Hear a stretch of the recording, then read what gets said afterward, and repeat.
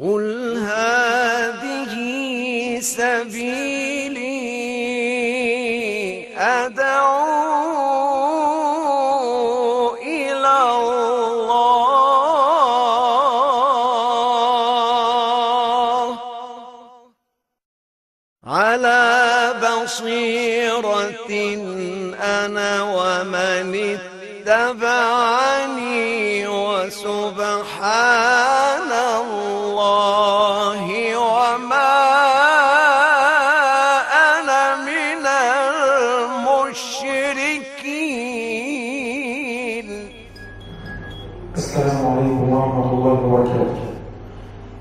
بسم الله والحمد لله والصلاة والسلام على رسول الله وعلى آله وصحبه ومن والاه، أما بعد، فكنا قد تحدثنا بالأمس عن الفرض الرابع، ألا وهو القيام في الصلاة. وقلنا بأن القيام في صلاة الفريضة فرض لابد منه، فمن ترك القيام في صلاة الفريضة وهو قادر على القيام فصلاته باطلة، لأن الله عز وجل قال: وقوموا لله قانتين، ولأن النبي صلى الله عليه وسلم قال: صل قائما فإن لم تستطع فقاعدا فإن لم تستطع فعلى جنب. أما إذا كنت مريضا لا تستطيع القيام في صلاة الفريضة فصلاتك صحيحة وتأخذ الأجر كاملا. أما في صلاة النافلة يعني السنة فيجوز لك أن تصلي جالسا حتى وإن كنت قادرا على القيام، ولكن ينقص أجرك يعني تأخذ نصف أجر القائم.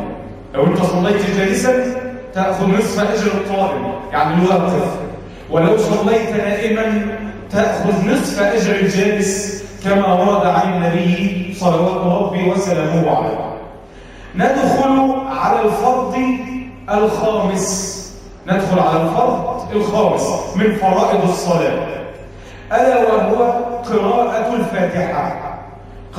الفاتحة فرض على الإمام وعلى المنفرد أي الذي يصلي وحده، وعلى المأموم في الصلاة السرية، وهناك خلاف في الصلاة الجهرية بالنسبة للمأمومين. يبقى قراءة الفاتحة فرض في حق الإمام أو في حق المنفرد أو في حق المأموم أي الذي يصلي خلف الإمام في الصلاة السرية كالظهر وكالعصر وكالركعة الثالثة والرابعة من صلاة العشاء والثالثة من صلاة المغرب وهكذا، فهي فرض في حق المأموم في الصلاة السرية. أما في الصلاة الجهرية ففيها خلاف سوف نذكره بإذن الله عز وجل.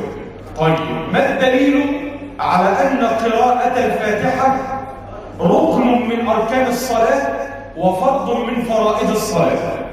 هو ما ثبت في الصحيحين من حديث عبادة ابن الصامت رضي الله عنه أن النبي صلى الله عليه وسلم قال: لا صلاة لمن لم يقرأ بفاتحة الكتاب.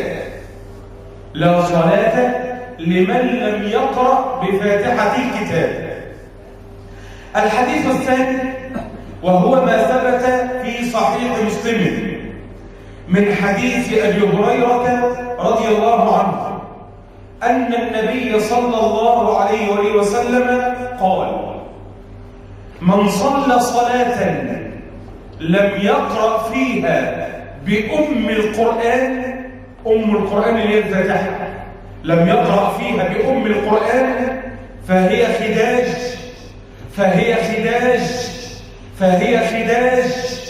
غير تمام على لسان نبيكم صلى الله عليه وسلم. يعني ايه خداج؟ الخداج اللي هو النقصان، يعني اللي يصلي صلاة بدون أن يقرأ فاتحة الكتاب فصلاته ناقصة غير كاملة، صلاته ناقصة غير كاملة كما ورد عن النبي صلى الله عليه وسلم. ثم قال أبو هريرة قال النبي صلى الله عليه وسلم قال الله عز وجل قسمت الصلاة بيني وبين عبدي نصفين ولعبدي ما سأل. يعني ربنا تبارك وتعالى قسم الصلاة يعني قراءة الفاتحة بينه عز وجل وبين العبد، فالعبد عليه الدعاء ورب الأرض والسماء عليه الإجابة. قسمت الصلاة بيني وبين عبدي نصفين ولعبدي ما سأل، فإذا قال العبد الحمد لله رب العالمين قال الله حمدني عبدي. وإذا قال العبد الرحمن الرحيم قال الله أثنى علي عبدي. نكمل ما تبقى من الحديث بعد الأذان وأذكركم بترديد الأذان.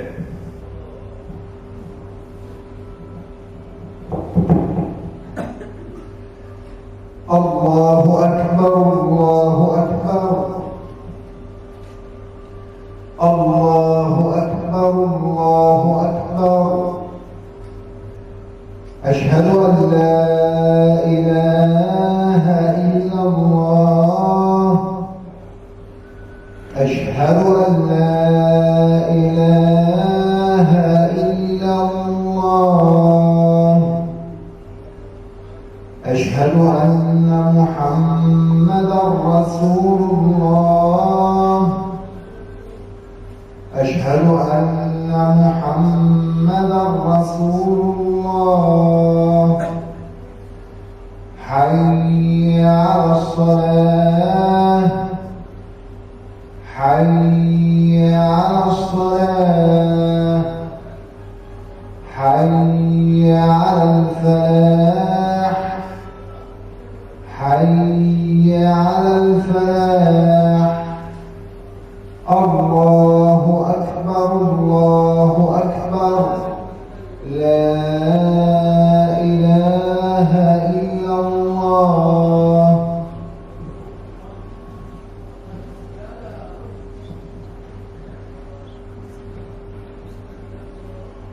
بسم الله والحمد لله والصلاة والسلام على رسول الله وعلى آله وصحبه ومن والاه، أما بعد، فأذكركم بالدعاء الذي يقال بعد الأذان: اللهم رب هذه الدعوة التامة والصلاة القائمة آت محمدا الوسيلة والفضيلة وابعثه مقاما محمودا الذي وعدته.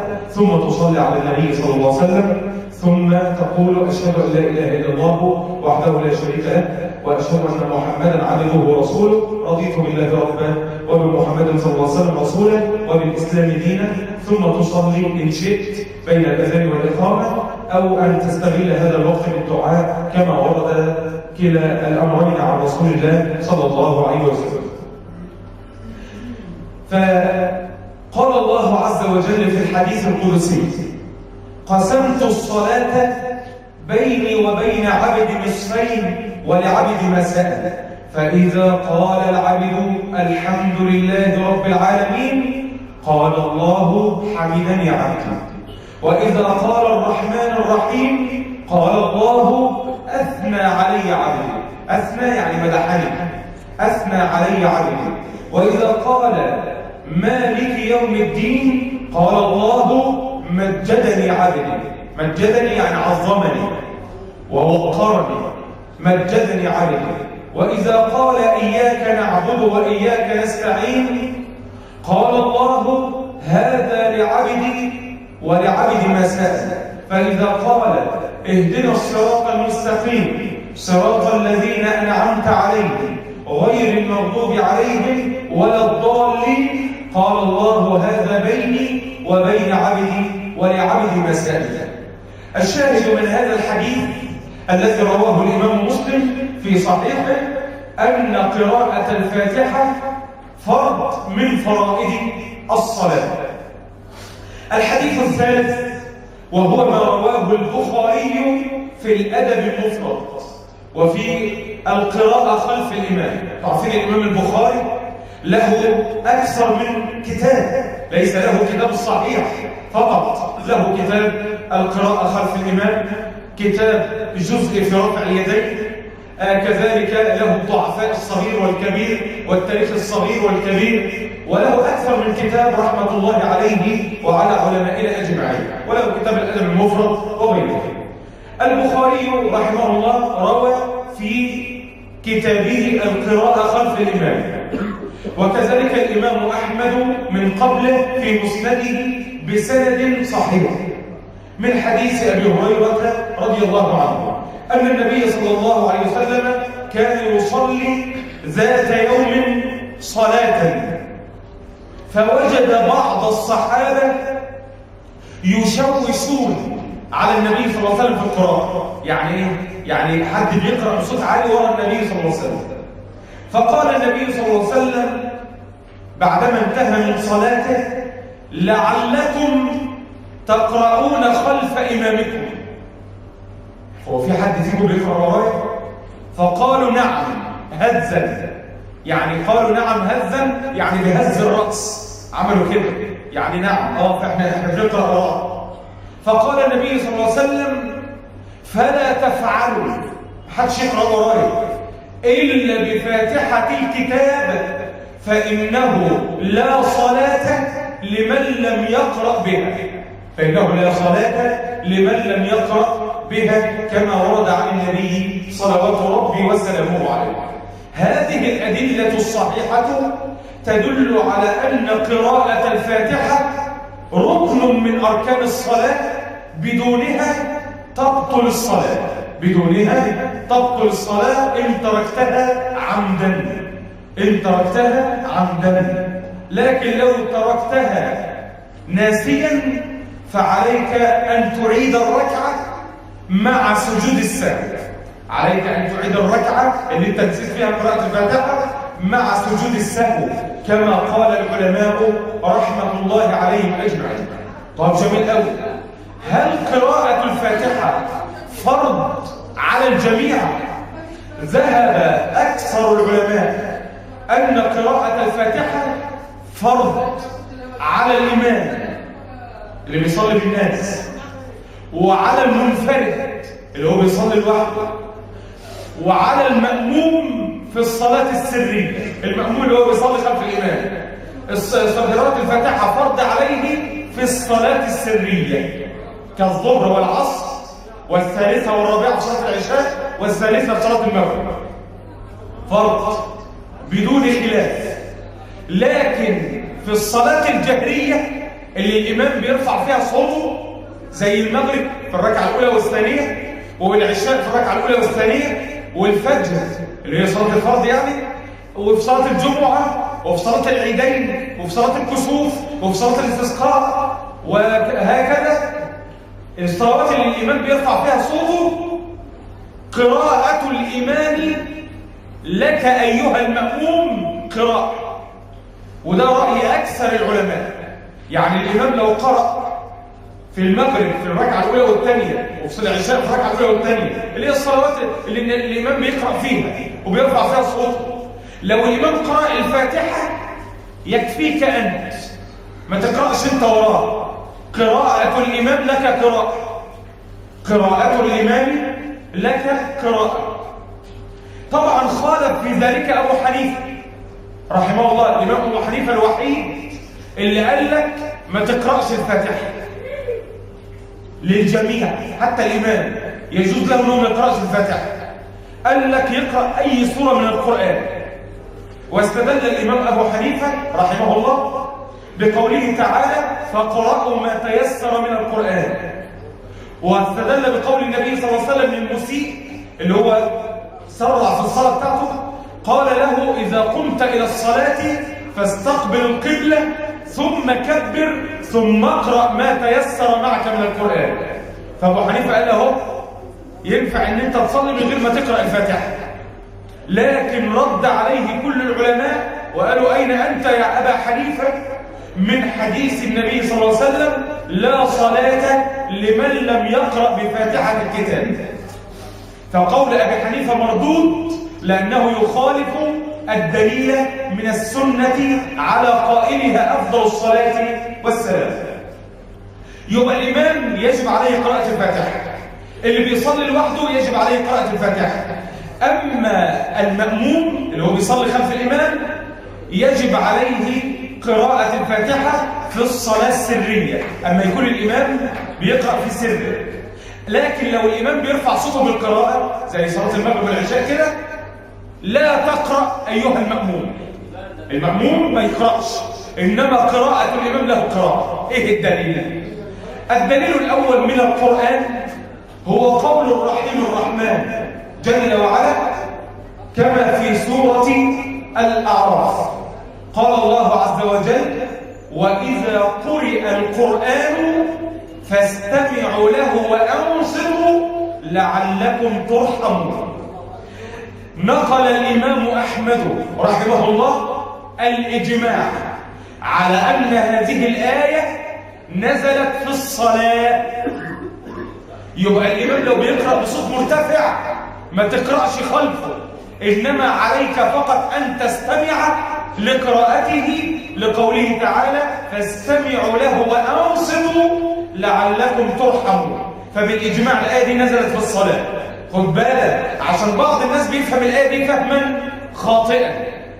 يجي بعض الناس يقول لك ما شغلش القرآن في المحل واقفل المحل. ما ينفعش تشغل القرآن في المحل وتقفل المحل، لأن لازم تستمع للقرآن. لو أنت مشغل القرآن وبتتكلم مع واحد يقول لك حرام عليك، أنت مشغل القرآن وعمال تتكلم. لا، لابد أن أنت تستمع لقراءة القرآن. خطأ. يجب أن أنت تستمع لقراءة القرآن في الصلاة بالإجماع، وفي خطبة الجمعة كما قال الأكثرون من أهل العلم. لو الإمام قرأ القرآن في خطبة الجمعة يجب عليك أن تستمع لقراءته، لأن النبي صلى الله عليه وسلم أمرنا بالاستماع لخطبة الخطيب. قال النبي صلى الله عليه وسلم إذا قلت لصاحبك والإمام يخطب يوم الجمعة أنصت فقد لغوت. يعني ما ينفعش تتكلم مع اللي جنبك، لازم تستمع لخطبة الخطيب. مش احنا دلوقتي الخطيب يأذن على المنبر ويفضل يطلع صوته على المنبر وده شخير صعد للسماء، عمال يديها أجدع نومه في أثناء خطبة الخطيب. وإنا لله وإنا إليه راجعون. نكمل ما تبقى غدا بإذن الله عز وجل. نذكر الأدلة أن قراءة الإمام في الصلاة الجهرية لك قراءة، ما تقرأش خلف الإمام في الصلاة الجهرية. نكمل الأدلة عليها غدا بإذن الله عز وجل إن قدر الله لنا البقاء واللقاء. جزاكم الله خيرا على حسن استماعكم. سبحانك اللهم وبحمدك أشهد أن لا إله إلا أنت أستغفرك وأتوب إليك.